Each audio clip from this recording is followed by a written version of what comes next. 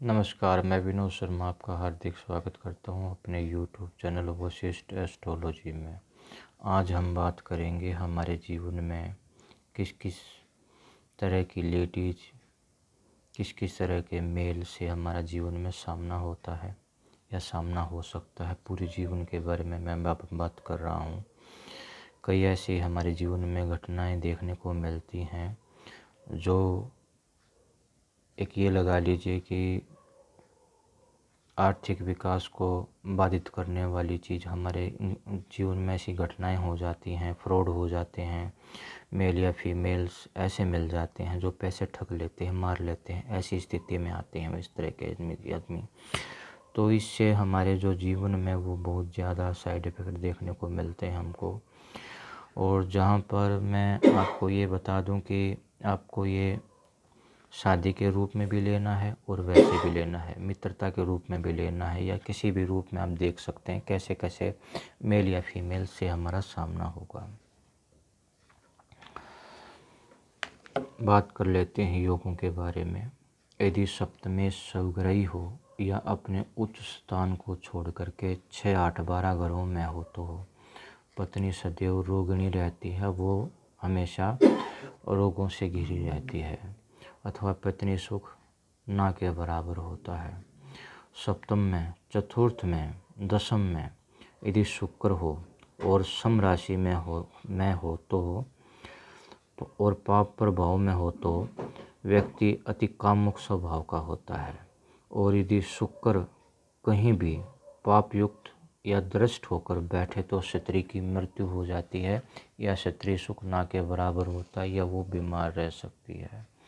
यदि सप्तमेश स्वराशि या अपनी उच्च राशि में हो तो स्त्री सुख पूर्ण मिलता है, अच्छी स्त्री का सुख हमको मिलता है।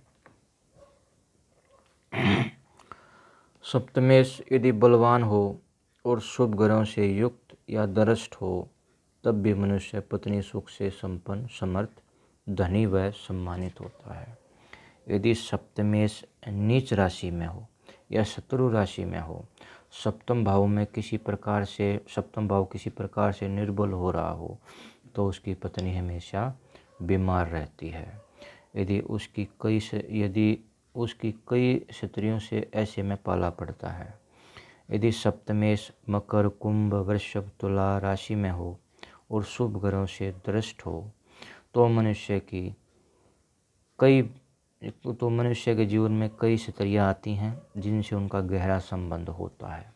देखिए, आज के समाज में बहुत सारे विवाह विधि सम्मत या विधि विधान से नहीं हो सकते। तो ऐसे में हमारे जीवन में बहुत सारी स्त्रियों से अलग अलग तरह से संबंध भी बन सकते हैं।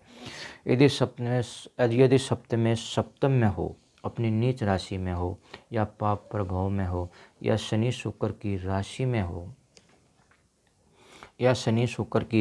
हो, या ऐसा ग्रह योग हो तो, और ऐसा ग्रह योग सूर्य बना रहा हो तो जातक की पत्नी बांझ होती है या उसको बच्चे संतान नहीं होती है। अब चंद्रमा अगर ये योग बना रहा हो तो जैसी राशि होगी वैसी ही स्त्री से हमारा संपर्क होता है, या वैसी ही मित्र मिलती है, या वैसी ही पत्नी से हमारी शादी हो सकती है। अर्थात सम राशि में हो तो अच्छे स्वभाव वाली, विषम राशि में हो तो कठोर स्वभाव वाली। अगर मंगल योग कारक ग्रह बन रहा हो तो पत्नी बांझ हो सकती है, या स्त्री के साथ या उस जो स्त्री ग्रह के साथ में बुध हो तो प्रोस्टिट्यूट या बाजारू औरतों से हमारा संपर्क होता है। मैं आपको बता दूं, ये संयोग कभी कभी स्त्री संपर्क के योग भी कहे जा सकते हैं। अगर सप्तम में मंगल बलशाली हो तो बलशाली स्त्री से सामना होता है, बशर्ते मंगल अच्छी राशि में बैठा हो और अपने मित्र ग्रह का साथ पा रहा हो। शनि सप्तम में शत्रु ग्रह या शत्रु राशि में हो तो कमजोर, बीमार स्त्री से सामना होता है, या वो पत्नी बन सकती है, या बार बार हमारे जीवन में ऐसी लड़कियां आएंगी जो इस योग में होंगी, कमज़ोर और बीमार। यदि गुरु बलशाली हो ऐसी स्थिति में सप्तम भाव में कठोर स्वभाव वाली स्त्री से हमारा सामना हो सकता है या वो हमारी पत्नी हो सकती है। शुक्र सप्तम भाव में उत्तम हो तो सुंदर रमणीय स्त्री से सामना हो सकता है। यदि सप्तम और द्वादश भाव में पाप ग्रह हो तथा पंचम में अक्षीण चंद्रमा रहे तो जातक अपनी पत्नी के वश में रहने वाला होता है तथा पत्नी के वश में रहने के कारण ही अपने सगे संबंधियों से विरोध कर बैठता है। यदि सप्तम स्थान में शनि या मंगल हो और किसी तरह से इनका संबंध राहु केतु या फिर सूर्य बुध से बन जाए तो हो जातक की पत्नी दूसरे पुरुषों में रत रहती है या वो जिसे हिंदी में कहते हैं पर पुरुष गामिनी हो सकती है या वो दूसरे मेल के पास जाने की आदि हो सकती है। मतलब आप समझ ही गए होंगे। आगे बात कर लेते हैं।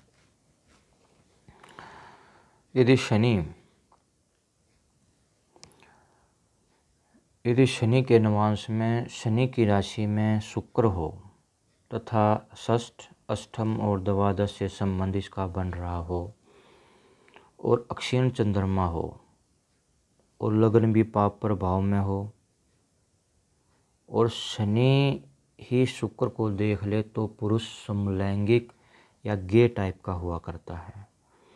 यदि मंगल के नवांश या राशि में शुक्र मंगल से युक्त या दृष्ट हो और बुध का संबंध भी बन रहा हो तो पुरुष अति कामुक सेक्सुअल हाइपर हो सकता है या वो अलग अलग लेडीज़ के पास जाने का बहुत ज़्यादा आदी पाया जाता है।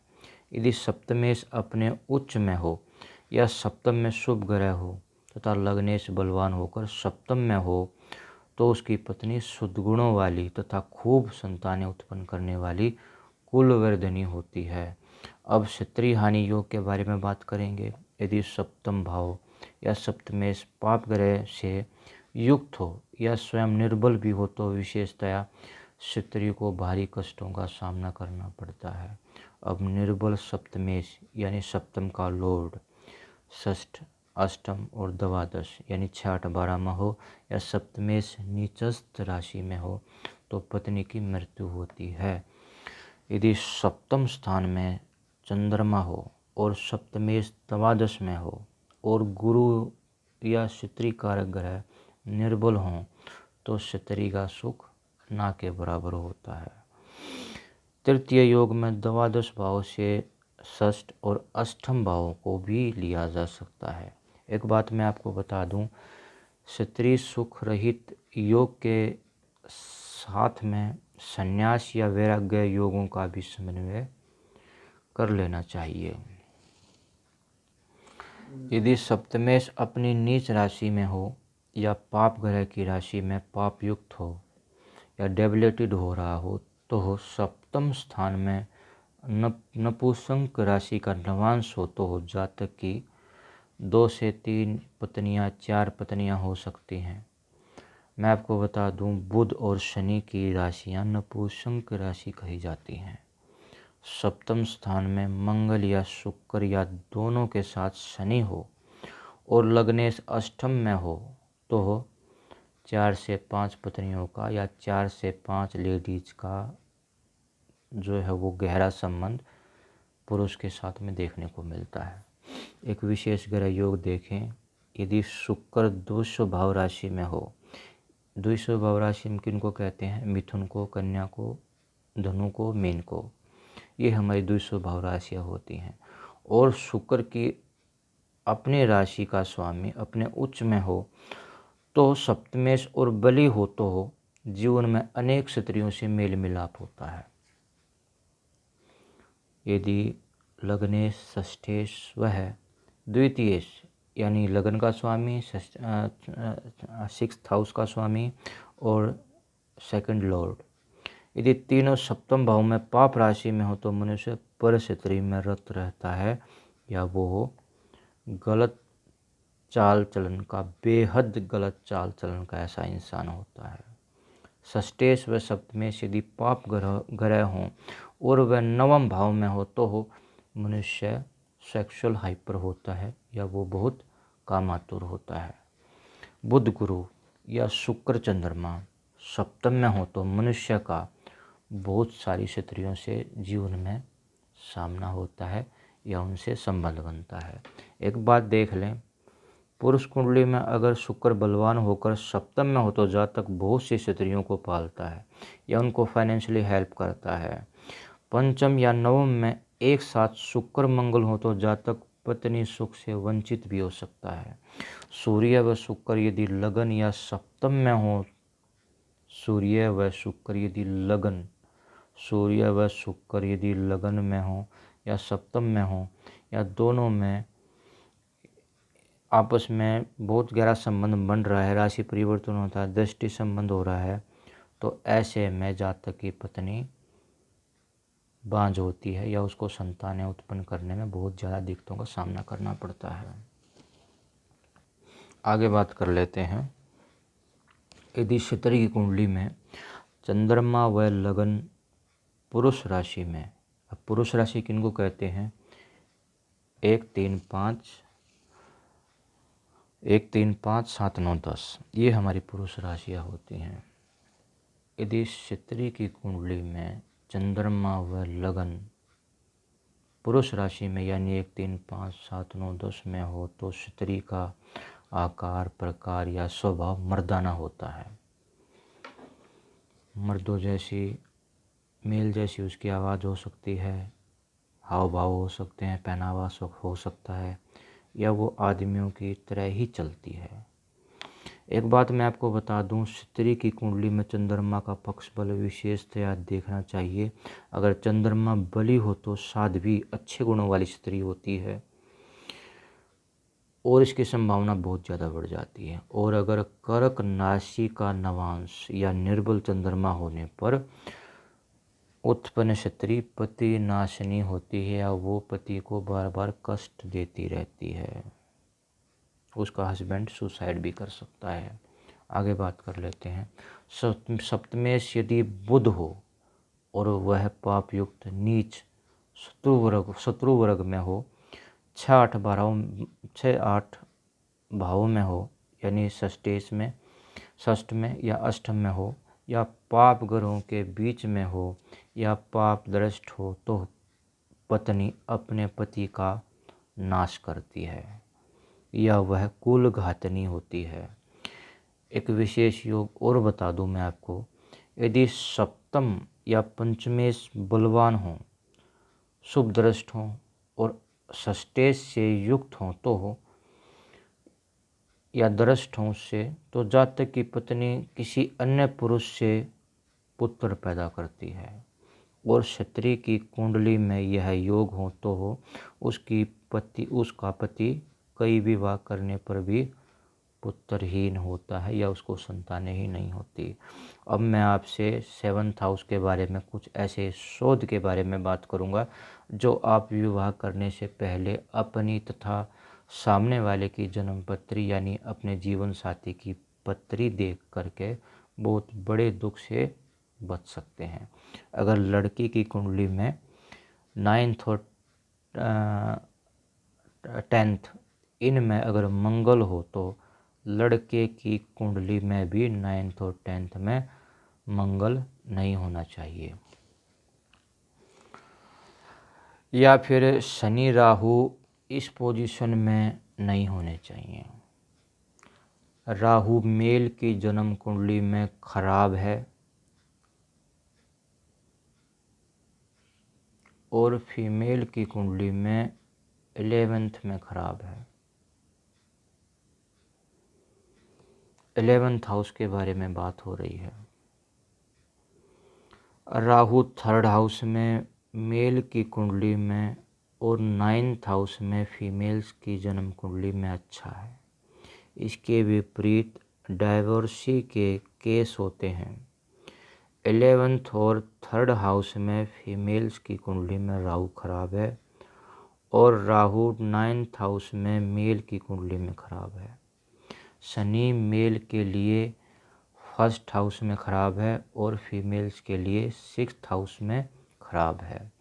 शनि मेल के लिए 4th और 10th में अच्छा है और शनि फीमेल्स के लिए 8th और 11th में अच्छा है। 11th हाउस में मेल के लिए शनि खराब है। मंगल 9th और 10th हाउस में मेल फीमेल दोनों के लिए खराब प्रभाव देता है। लड़की के लिए 5th हाउस में मंगल खराब है। अगर शनि की दृष्टि 7th पर पड़ रही हो या वो स्वयं 7th में बैठा हो तो शादी में व्यवधान रहता है और शादी हो तो जाती है और होने के बाद में ऐसी स्थिति आती है, रह भी नहीं सकते दोनों साथ में इकट्ठे और छोड़ भी नहीं सकते। और यही रूल आप चंद्र कुंडली में भी देखेंगे।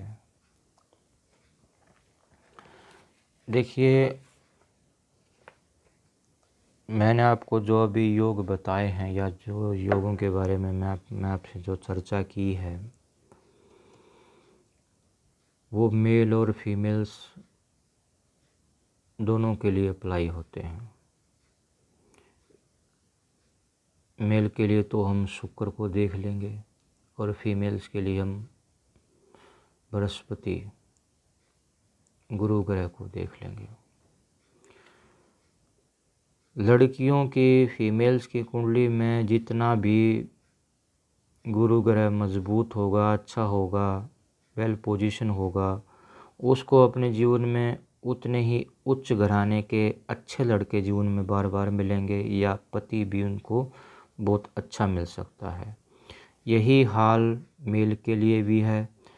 शुक्र जितना मजबूत होगा कुंडली में, अच्छा होगा, तो उसको उतनी ही अच्छी औरतें, दोस्त लगा लीजिए या कुछ भी लगा लीजिए, पत्नी लगा लीजिए, उसको उतनी ही अच्छे कुल की, अच्छे घरानों की खानदानी लड़कियां मिलती हैं।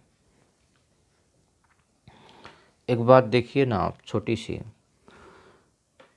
गलत इंसानों के चक्कर में पड़ कर के या तो बीच में साथ छूट जाता है तो उससे फ्रॉड भी बहुत ज़्यादा होते हैं। आप देखते हैं कि न्यूज़पेपरों में, टीवी वगैरह में फलां लड़की ने किसी लड़के के 8 लाख, 2 लाख, 4 लाख रुपए ठग लिए। यही हाल मेल की जन्म उसमें भी होता, लक में भी हो सकता है।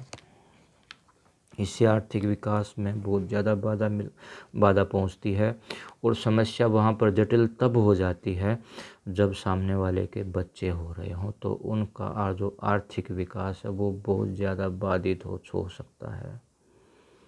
बीवी तो धोखा दे ही सकती है, पति भी धोखा दे सकते हैं।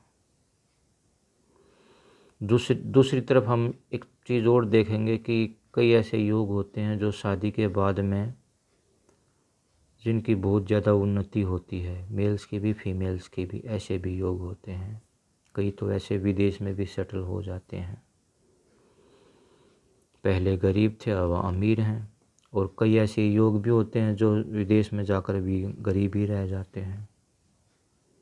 और एक बात विशेष मैं आपको बता दूं, एक विशेष उम्र में हमको शादी करनी चाहिए अपनी जन्म पत्री दिखा करके। जैसे मंगल अगर स्ट्रॉन्ग नहीं है किसी भी जातक की जन्म पत्री में, तो वो अगर 28 साल से पहले विवाह कर ले, पहली बात जो मंगल खराब होता है तो वो भाई भाई का नहीं रहने देता। आपस में भाई परिवारों में बहुत ज़्यादा कलह कलेश लड़ाई झगड़े होते हैं।